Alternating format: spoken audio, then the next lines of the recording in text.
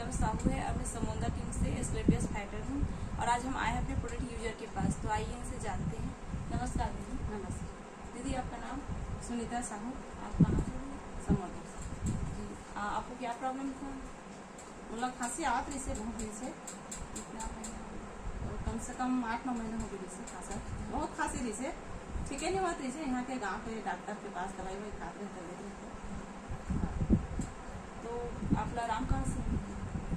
अब मैं हाँ ऐसे ना समूह जुड़े रहना तब मोला नीलम दीदी मन है सवाई, तब वो मन हाँ ऐसी चर्चा चलावत रही से, तब मुँह बोले हाँ कि मोला खांसी बहुत ज़्यादा है, ऐसे करके तब फिर दवाई बताई सी मन हाँ एकदम ऐसे दवाई लेना ये वाला दवाई, तब भी मोला आराम लगी सी।